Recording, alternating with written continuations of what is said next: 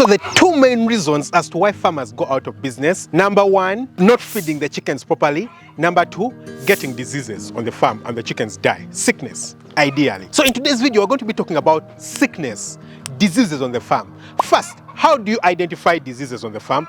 But secondly, and more importantly, what do you do if your chickens get sick on the farm?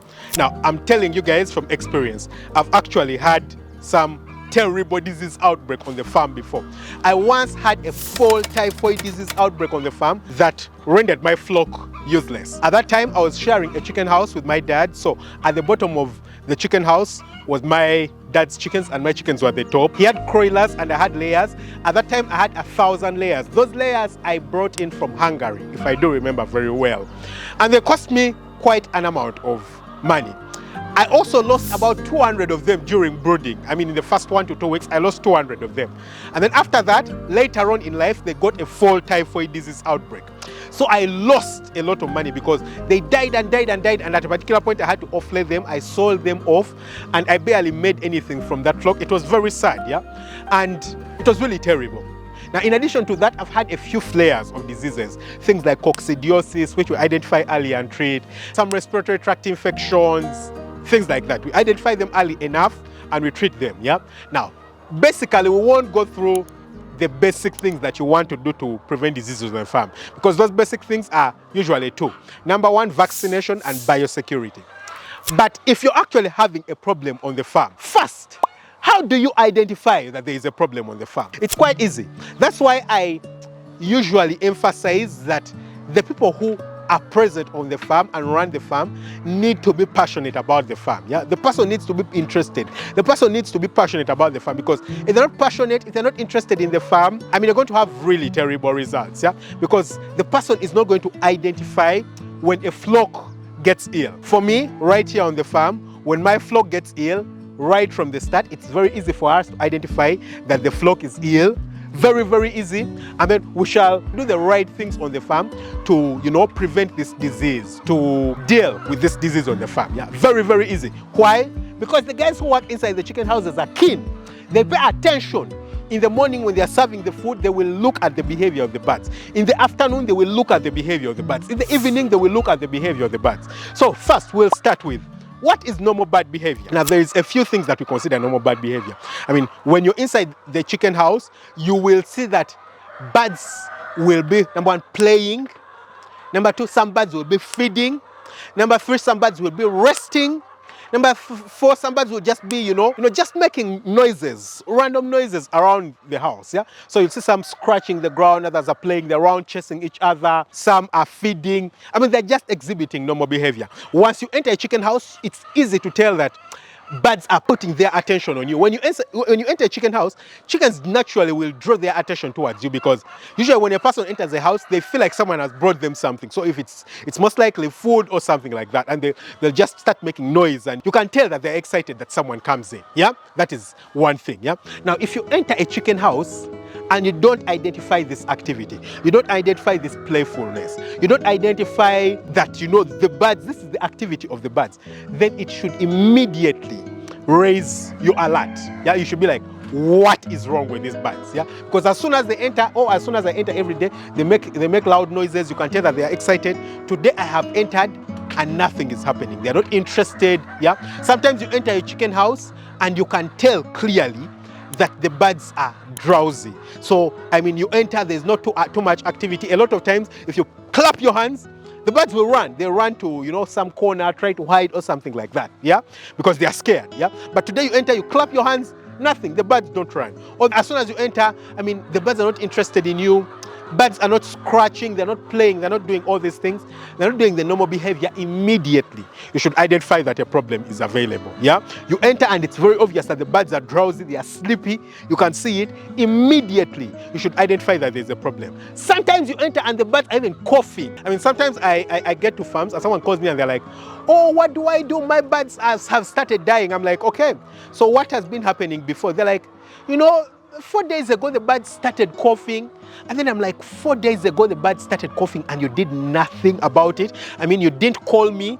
You didn't consider it important to call me. I actually don't like it when people call me when their birds are dying, or even when the birds are sick, because I mean, you don't call me when the birds are doing well. Why do you want to call me when the birds are sick? Of course, a doctor is not called when things are okay. A doctor is called when things are sick, so it's understandable. So what that means is that the person working on the farm didn't even identify that there's a problem. Yeah. So first of all, you need to be able to identify when there's a problem. When you identify that there's a problem, what do? I'll tell you what you're supposed to do. Call a vet. Call someone who understands how to manage and treat poultry illnesses.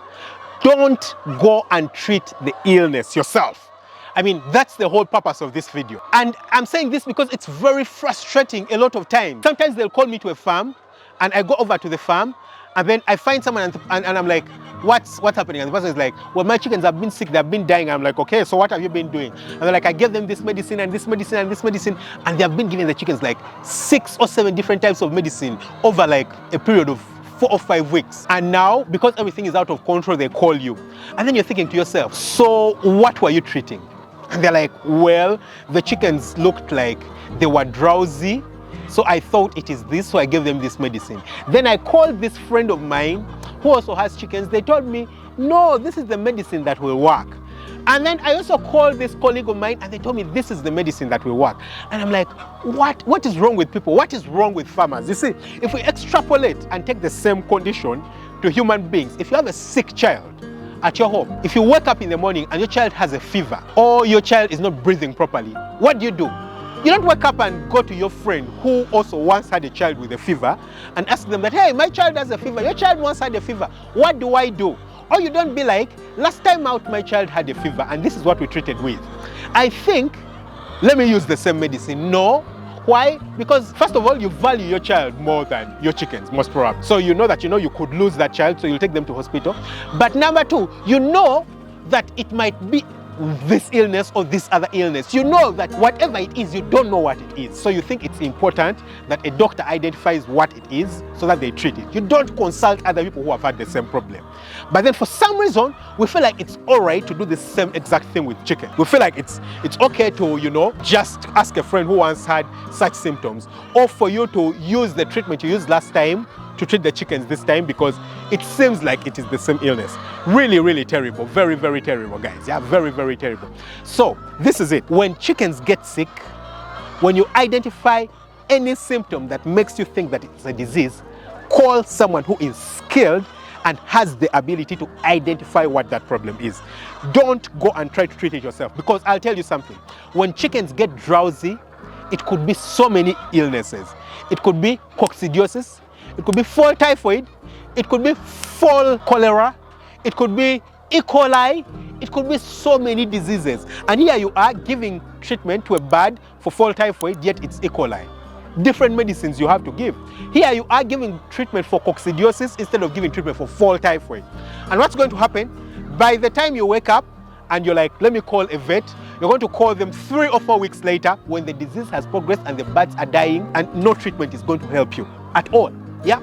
So the reason I'm saying this, and the reason I'm not sitting down and trying to explain to you guys the different kinds of symptoms that you could utilize, because what a lot of people do is that they go and try to come up with the different symptoms. Yeah. So if a chicken has fall typhoid, and the reason I'm not telling you the symptoms is because if I tell you that this is the symptoms of fall typhoid, these symptoms are shared. Just like in human beings, a fever could be malaria, a fever could be pneumonia, a fever could be sickle cell infection, a fever could be some, abdominal infection, a bacterial infection, a fever could be, it could be anything. Yeah. Same exact thing with chickens. When chickens are drowsy, it could be 4 or 5 different diseases. And if I tell you that, these are the symptoms, the next time your birds get those symptoms, you might go and treat that disease and not treat the causative disease for the birds. And then after that, they're going to get sick and going to die, and you're going to come and blame me or something like that. Yeah.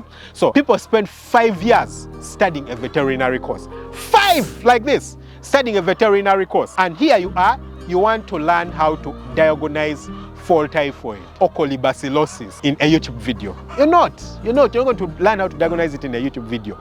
So once you identify any of these things, the thing that you need to be able to identify is that my birds are sick.